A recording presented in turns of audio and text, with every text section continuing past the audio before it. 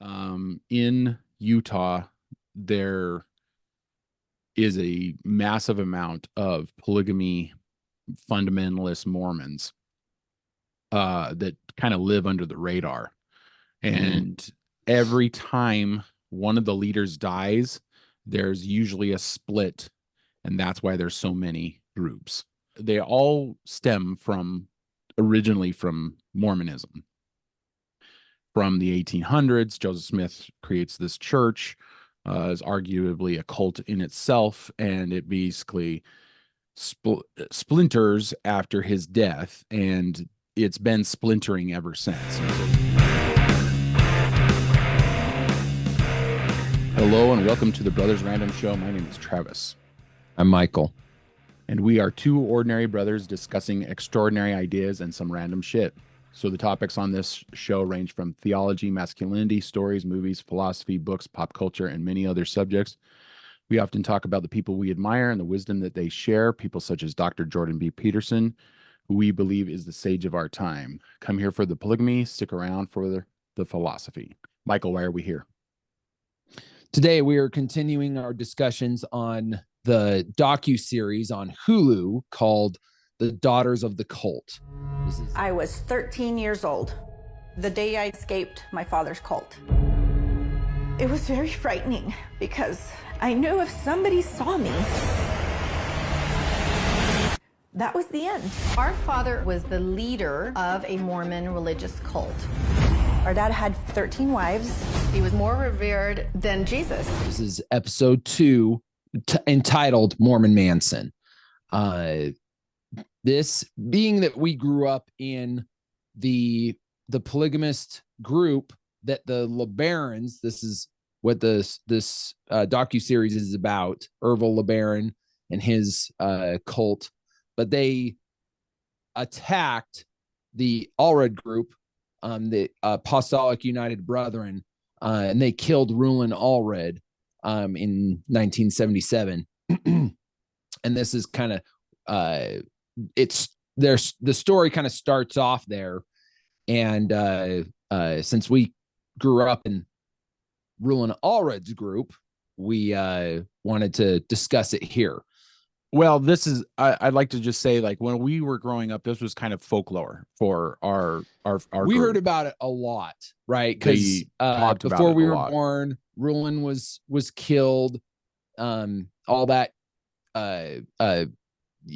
went down. And people so were being we grew prosecuted, up kind of hearing about this. Yeah, and people were being prosecuted during our years growing up. Yeah, and our family's conversion into this, into the AUB. And so we were constantly hearing about this. We know people who were indirectly involved, I guess would be the best way to say it. Like some of his family we know. So just for the layman who doesn't know, in Utah, there is a massive amount of polygamy fundamentalist Mormons that kind of live under the radar. And every time one of the leaders dies, there's usually a split, and that's why there's so many groups. So there'll be like, they all stem from originally from Mormonism. From the 1800s, Joseph Smith creates this church, is arguably a cult in itself, and it basically splinters after his death, and it's been splintering ever since. And so if you go, like, it splinters again when somebody else dies. Basically, the Jeff's groups come from that. You could probably trace the lineage of every group. You mentioned a group on our last episode, Michael. What was the Kingston's? There's a few different ones. Yeah. So anyway, this show is on Hulu. It's made by ABC Studios, another Disney thing, but it goes into a little bit more detail than what we remember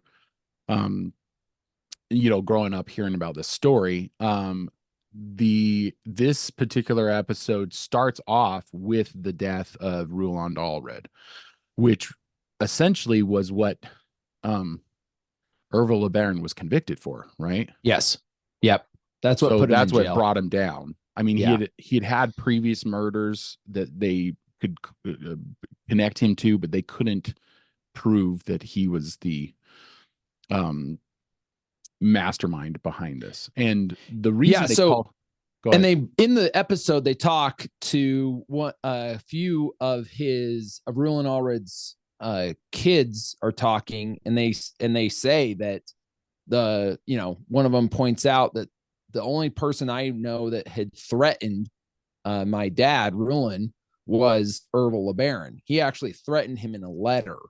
I believe in the letter he was demanding that basically Roland fall in line, recognize him, Ervil, as the true prophet, and give him all the tithing money. Funny how it always kind of goes back to money, but isn't it always about that money and power? When it's a mob, it's like, sure, sure, of course. So two women calmly walk into Roland Allred's office, and it's Rena that eventually is the confessed trigger. And I think she wrote a book. Confessed to it. She pulled the trigger. She confesses to it. But basically, throughout, you learn that she got acquitted because they kind of are like, all right, I guess the jury basically just like, hey, we had sympathy for her. Like, okay, brainwashed, and he was telling her to do this. She feared for her own life. I mean, it's just it. Well, it's like the Manson murders. The Manson murders are more prevalently known, which is why they called him the Mormon Manson. Yep. They're more prevalently known because Manson didn't actually kill anybody. He just convinced other people to kill for him. Mm-hmm. And that's, that's the same. It when you're involved in a cult and you think that this person speaks for God, then you're willing to do whatever it is to please that person. That's essentially what she did. One of the prosecutors that they interviewed in the show, it was interesting because he was like, it was a cold-blooded murder.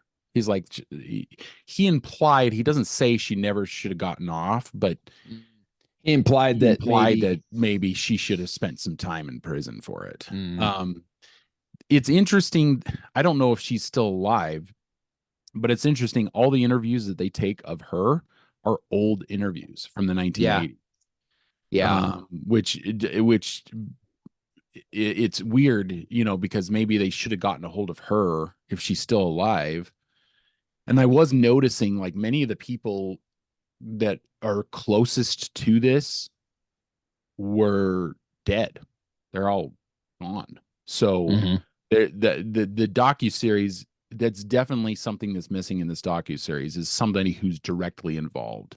Everybody else is kind of like a prosecutor, a sibling, the siblings of the children of Ervil LaBaron. Like they don't interview any of the gun people, the people who actually pulled triggers. So that's interesting. I'm not sure. Yeah, exactly. Not sure who's all still alive. Yeah. I mean, this is 77. Yeah. She was a young adult in 77. So who knows how old she is now? So these two women, they were wearing wigs and baggy clothes. So a lot of people actually thought that they may have actually been men, and just dressed up as women. And then and it was interesting because the prosecutors had no idea where to, or the law enforcement had no idea where to go. Right. No, they had nothing. And it wasn't till there were some people that were looking for cans, like digging through the garbage, getting cans, that found a bag with wigs in it and boxes, gun boxes that had a serial number, and they were able to trace the serial number back to Denver, where the 38 Special was bought, and that was a Shanoff that was part of the LaBaron group. That was the connecting dots, the connection they needed. That was really the connection that they needed, in order to like solve this case. And it's interesting because in later episodes they don't mention her a lot. She kind of falls out of the story after getting caught. So law enforcement actually tracks them down, I believe, in Mexico, and the Mexican officials couldn't identify Ervil, and Ervil got away. So she actually admits to the officials, Rena says that they had him in custody and he got away. And this even solidified him as this legendary prophet because everybody's thinking, oh, God is helping him escape. This is because they ended up getting Dan Jordan, who was his like right hand man, and they actually arrested him. Dan was him. And they got Ervil and basically but did not believe, even though Ervil told them he was Ervil LaBaron. They didn't believe he was the guy. And so they go back to take Dan Jordan to the American authorities, and the American authorities recognize that this is not Ervil. And then they go back to go get Ervil, and he's long gone by then. It's just like one of those things. One of those like completely missing the ball kind of a situation. And what can you expect? It's they didn't know, but Rena kind of like in defiance to authority kind of like chides them for like not being able to know who he was. And she's like, oh, God's on his side. And you guys are idiots for not knowing, who this, great man is and all this kind of stuff. And it's interesting because it's almost like she was trying to convince herself that she had done something right.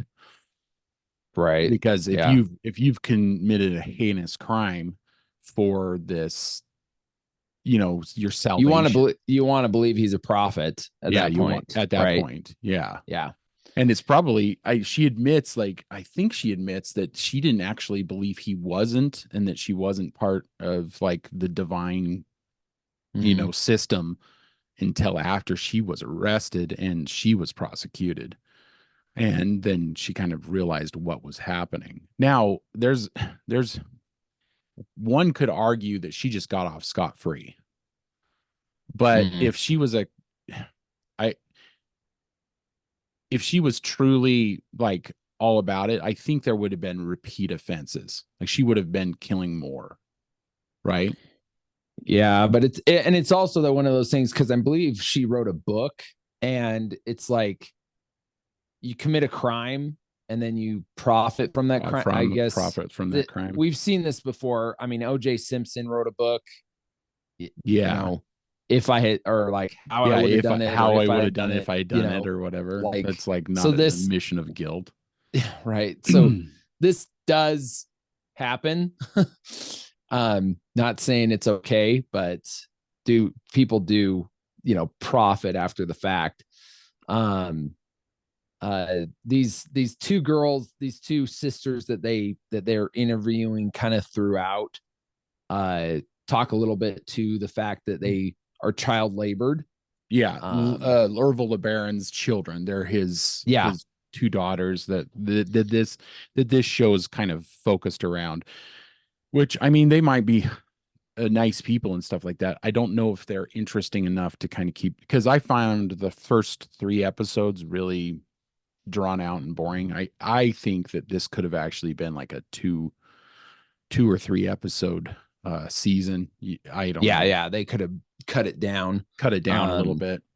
Although I think that in this story material, Now they were interviewing these girls, but they really weren't that, involved in, they were the killings sidelined and stuff like that. because they were these children. they were kids. Yeah.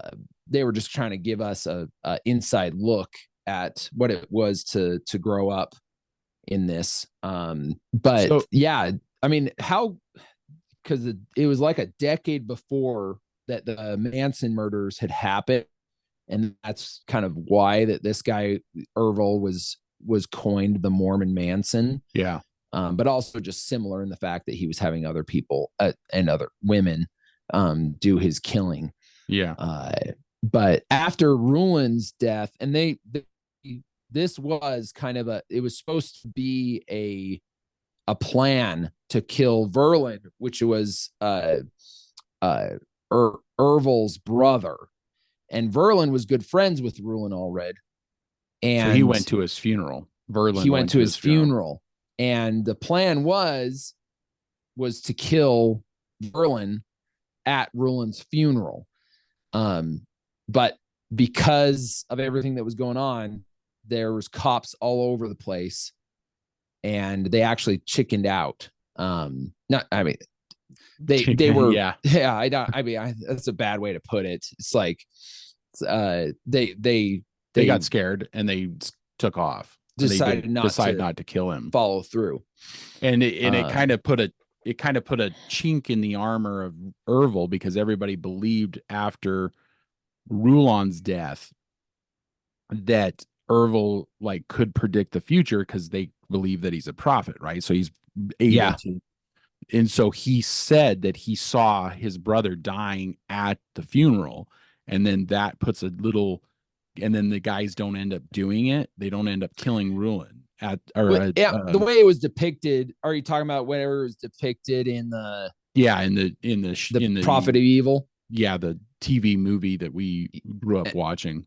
And I don't know how true it is, but the way it was depicted in that was said that one of the characters, that basically Ervil said that it was going to be held outside, and the character that was going to go do the killing actually said that it was in a building. So basically he was like, this prophet said it was going to happen this way, and it's not happening this way. Yeah, it's not this way. It was in a building, and it was different than how he said it was going to be.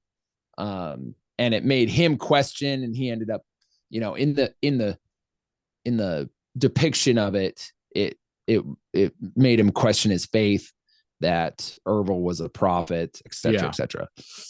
So the what's interesting about this is that in the TV movie, what's the brother's name again? Verlin was the guy who brought this case to the authorities. He's a major character in all this. In this documentary series, The Daughters of the Cult, he's a lot less of a major character. And he was a rival to Ervil, and so that's where Ervil he wanted to kill him, and so that's why this has become, that's why he sent people to kill him, and then the people decided not to because it didn't look right. So at the end of this episode, Rena Chinoth is actually arrested and she's put on trial, but she's acquitted because the jury felt like she was a product of brainwashing, a product of a product of a cult. Manipulation. And because the Manson murders had happened in the previous decade, they actually had some kind of groundwork for this, right? It's interesting that this kind of stuff happens so much in the, basically from the 60s on, and you don't hear about a lot of it before the 60s, right? Is it just because of drug addled? I'd have to look up the time, but but somewhere around here was the Jonestown mass mass suicide. unaliving that they Yeah. did. Yeah. So there's a bunch of this crap just kind of going down all over the place. Well, but it's basically after the 60s, right? The 60s is this time of turmoil in our country, and then it just kind of snowballs. Upheaval from the old traditions, and so like leaves space for all this kind of craziness to fester. Is that kind of that's kind of what I'm thinking. The 60s kind of brings on, that there's good that happened in the 60s, the civil rights movement and all that kind of stuff, and women's rights kind of became a thing at the forefront. But then there's also the bad, the Vietnam War, the drugs that were perpetrating their way through society. We kind of find ourselves, I think, nowadays in the same kind of boat. So I think there's going to be quite a bit of this stuff happening. I mean, we've already seen kind of some of it happening with the Lori Daybell murders. Like, this is a woman who was LDS, who was going to the temple regularly and all that kind of stuff, and she had murdered her children based on a psychotic, belief that they were, I don't know the details of it, but it was some psychotic belief about the end of times and that sort of thing. And she interesting. That kind of falls, because like in this episode they talked about Ervil's daughter Rebecca, who was mentally ill, and she was like running around naked in the neighborhood. Yeah. And she went missing. She went missing because and the other understanding is that he probably had her killed. Yeah. And so and she still hasn't been found. Jeez. So he had his own daughter killed based on she was a liability, or she was a whatever, liability. Yeah. Right. To the cult. She was bringing a lot of attention to them, a lot of unwanted attention to them. Yeah. And so, and there's a lot of reasons that Mormon polygamy has secrets. This has always been my biggest issue with the way we were raised. We were always told to kind of keep the lifestyle secret from other people, just because one thing is they were worried about, child protective services taking away children. Another thing was if you had rival, everybody was kind of paranoid with rival cults, or they didn't believe they were rival cults. They called them groups. They were rival groups, like Ervil LaBaron would come try to kill other rival groups, and that, and he had done that. He had done a little bit of that. So it's interesting because after this incident, the murders become focused on the family members and the inside of the group rather than the other groups. Yeah. You know what I'm saying? So it's like we'll get into Ervil dying and stuff like that, and that creating splits, and we'll get in. That's episode 3. So right, I think that's episode. That's episode 3. Yep. Yeah. So gets into it, starts to get into it. Yeah. The one thought I was going to say is just, and this might be a continuing theme of my thinking of this, is just that it's a huge blot. It's a huge problem in just Mormon culture. And that is, one man-itis. That's what I'm going to call it. One man-itis is just this problem. It's a festering just problem in Mormon belief and Mormon culture, and that is that the one mighty and prophet. Strong. They always one mighty and strong is just strong. That's part of it, and we can kind of get into that. But it's just this idea that there's one prophet. He gets to say what goes down, what happens. he talks for God and nobody else does. And it creates this, and it literally creates this polygamy Game of Thrones. Yeah. I swear, polygamy Game of Thrones is like such a great way to just perceive this, because it's one king and then another king, and wait, no, he's not the king, and it's wait, this guy, no, that guy. Yeah, you can get whiplash from trying to figure out who is the prophet. And see, no society is ever good with one ruler. Yeah, that's why monarchies, I mean, think about how effed up monarchies, I mean, freaking even just Marcus Aurelius's kid, freaking Commodus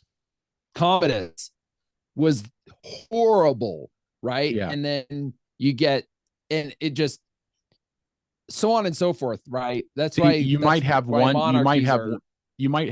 generation of a good king, but then you have the second generation and they're terrible. And so this is the same thing that happens with the prophets. You know, you have one prophet that might be really good, really well put together, and then when he dies, I've always said this whenever we talk about this, you're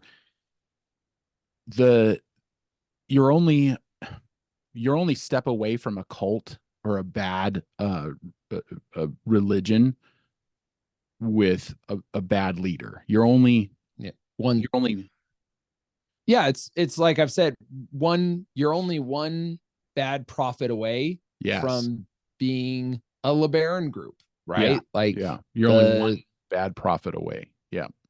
That's what happened way to put it. And same with the Jeffs, as it was Warren Jeffs, his father, not so bad. I mean, not a great guy, but not a great guy, but not crazy. But then his son takes over, and it's crazy. And then everything goes to shit. Yeah, you're one bad prophet away. That's not. Yeah, that's kind of how it is. It's kind of how a monarchy is. Yeah, right. You could have a great king that just, or queen that just runs thing, and then you get Bloody Mary. Was it Bloody Mary? Queen of Scots, right? Yeah. Like, so guys. so that's the problem. That's the problem with any kind of monarchies, or even like a communist state. When you put when a certain type of person power is centralized. When power is centralized. It always becomes a tyrannical. When power is centralized, it needs to always be split among the people, which is why a republic is so much. I mean, or three branches of government. It's just that's what the founding fathers got this, that they knew that monarchies were bad. They knew that centralized power was bad. So that's why they made these three branches of government that would kind of keep each other in check. And that was the whole point. Well, and I think, isn't this how the certain religions are ran? I think like the Catholic religion, isn't the Catholic religion kind like they have they have the cardinals that are under the Pope, and the cardinals kind of keep. I'm not Catholic, but my understanding is that there is kind of a governing body there's the Pope and then the cardinals. Yeah. Right. That's my understanding of it. Kind of, and keep each other in check. It's not just, and it's not just a Pope and then obviously not the Pope's kid. Yeah. Right? There's that. There's that. Like, the Pope, and then his successor isn't. The successor is actually chosen kind of from the Cardinals. I believe that's how it goes. I believe that's how it goes too. But it's basically, it's not you don't pass it down to your offspring or whatever. Yeah. It's not like the king, when he knows he's going to go, picks his successor. It's not like it's not like that doesn't happen and that's how our government is set up. And it would be interesting to have a religion completely set up like that, because then there's centralized power. It's all kind of dispersed. Or just a religion that had some kind of basically like three separations of power Yeah. that could Yeah. kind of keep each other in check. I don't know. Like maybe religions don't really work that way, but yeah. Anyways, let's wrap up this episode. Let's get on, and then we can get on to the next one. Get on to other episodes. So well, audience, if you get a chance, check that episode out. It's called The Daughters of the Cult. It's on Hulu, and it's a fun, it's a fun little romp into the darkness of Mormon polygamy. So, all right, brother, thanks for that. Keep reading, keep listening, keep watching, learn more. We'll see ya. See ya.